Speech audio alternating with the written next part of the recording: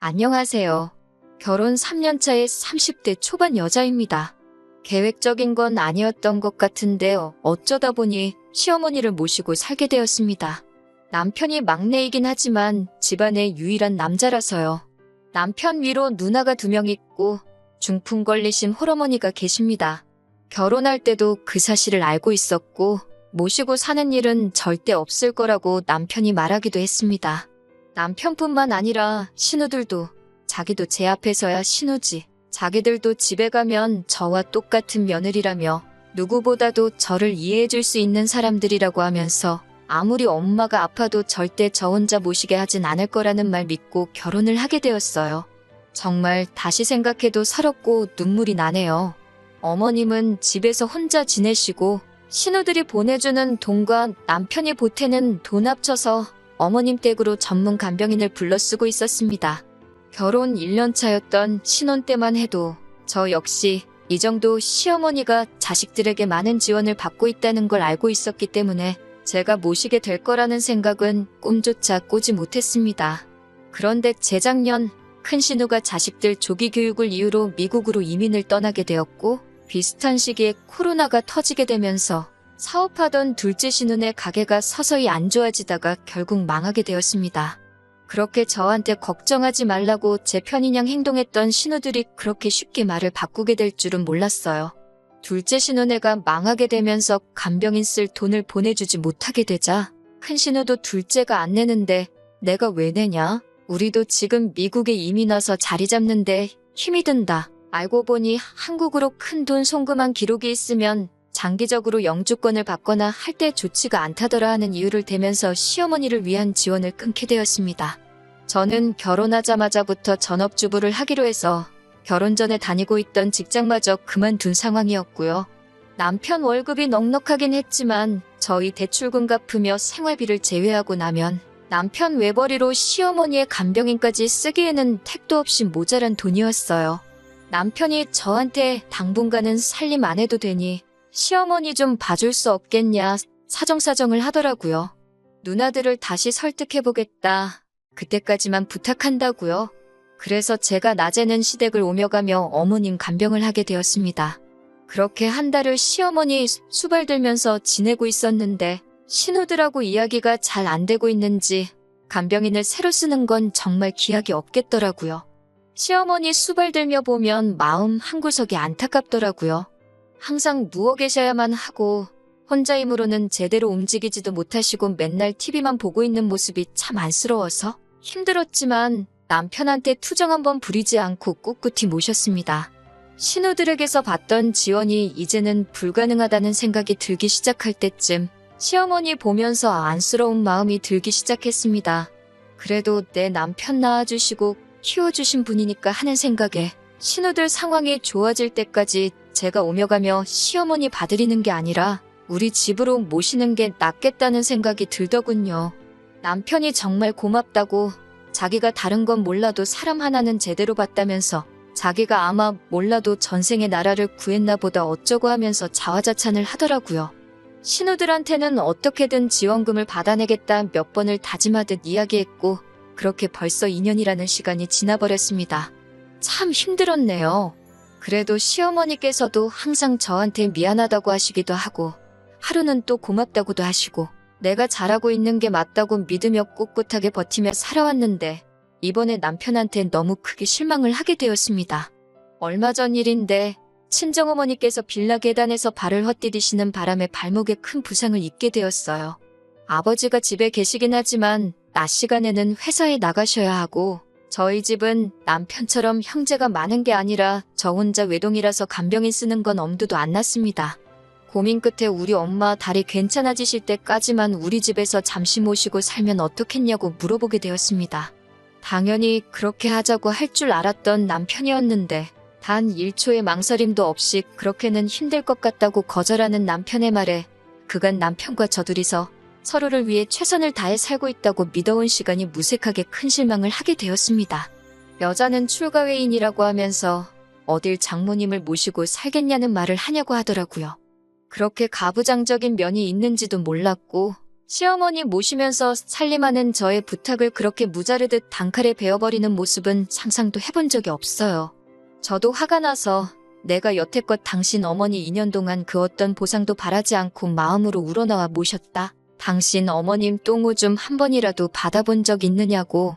다리 다쳐 집에서 혼자 화장실도 제대로 못 가시는 친정어머니가 지금 당신 어머니랑 상황이 다를 게 뭐가 있냐고 따졌습니다.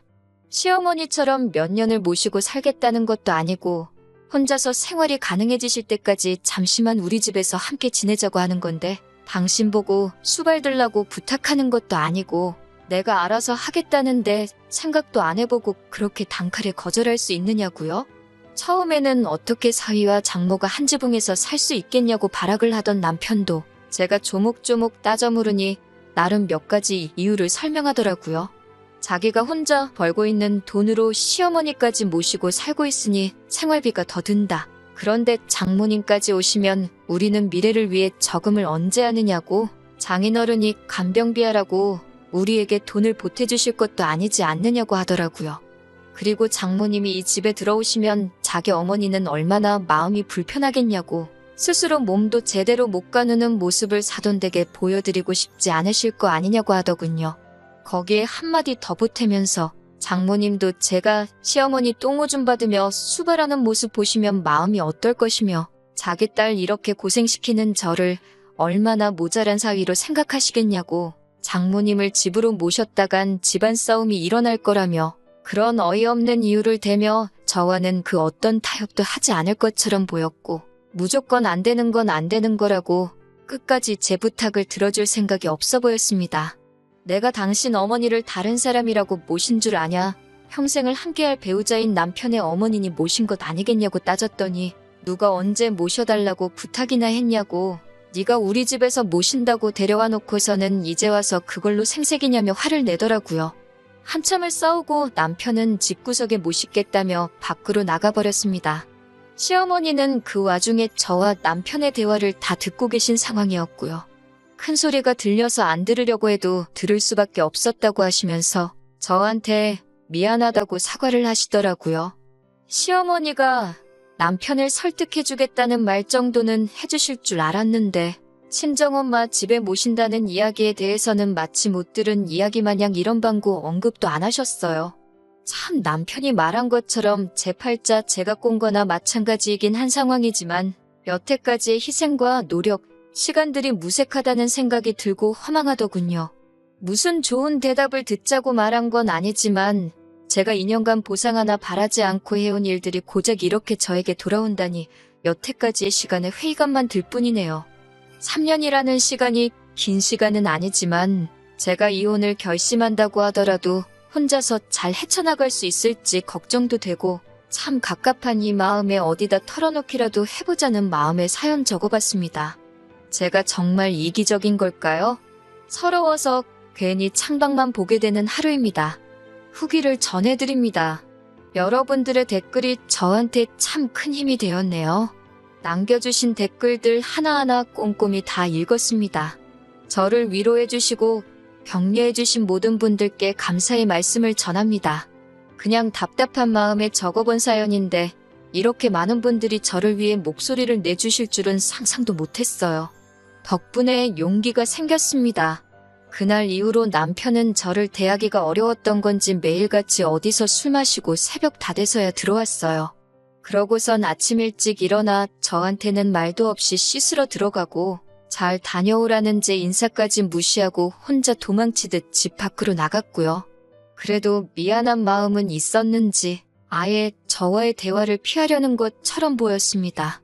제가 남편에게 이 말을 전하기로 결심한 그날도 남편은 또 새벽이 다 돼서야 집으로 오려는 듯 퇴근 시간이 넘어도 들어오질 않더라고요.